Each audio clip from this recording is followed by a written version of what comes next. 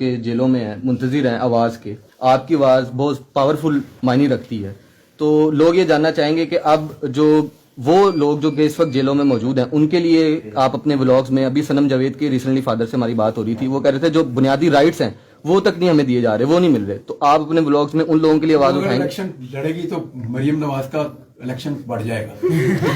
میں یہی جاننا چاہ رہا ہوں کہ سب کو پتا ہے یہ چیزیں آپ نے پہلے تو نہیں وٹنس کی پاکستان میں. یہ بہت ورسٹ سچویشن تھی. جب پہلی مرتبہ بات کی تو میں نے یہ کہا کہ کل جب باقیوں کے ساتھ یہ ہوگا تو پھر کوئی شکوہ نہیں کر سکے گا کیونکہ یہ ہو چکا پہلے. تو گزارش یہ ہے کہ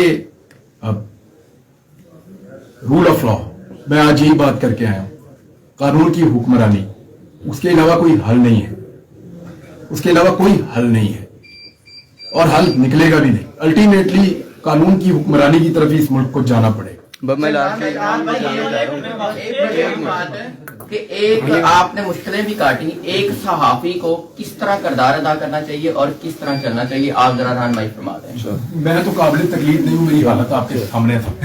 آپ نے جرنلزم بھی کیا ہے، آپ نے مشکلیں بھی کاٹی ہیں.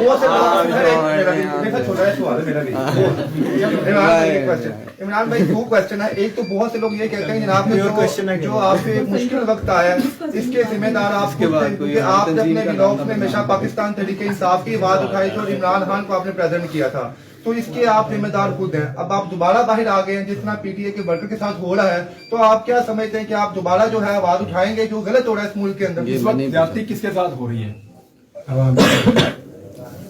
کس کے ساتھ ہو رہی ہے زیادتی؟ پی ٹی اے کے کارکنان کے ساتھ. تو میں کیا کہوں کہ نواز شریف کے ساتھ زیادتی ہو رہی ہے. بھائی جب ان کے ساتھ ہوگی تو وہ کہیں گے، جب ان کے ساتھ ہوگی تو یہ کہیں گے.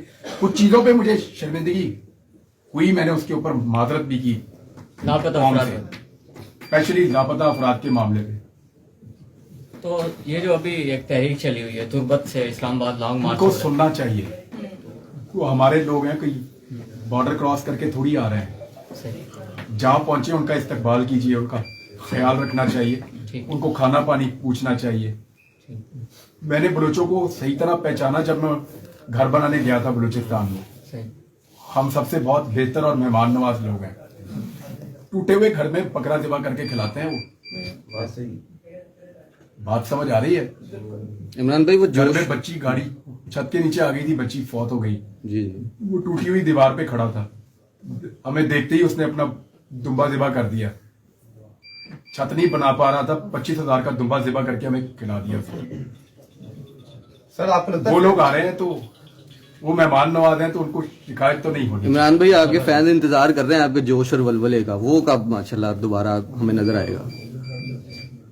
میں ویسے ہی ہوں یار، مجھے تھوڑا سا پرابلم ہے مجھے. جی سر، اللہ کرے گا ٹھیک ہو جائیں گے انشاءاللہ. آپ لوگ دعا کریں. سر آپ نے بتایا کہ لوگ جائے نماز میں دعا مانگتے ہیں. ایک سوال بہن کوئی پوچھ رہی ہے. جی عمران بھائی، ماؤں نے بہت زیادہ دعائیں کی تھی آپ کے لیے، خاص طور پر رو رو کر، تو آپ ان کو کیا میسج دیں گے، ان ماؤں کو، ان بہنوں کو اور ان بیٹیوں کو؟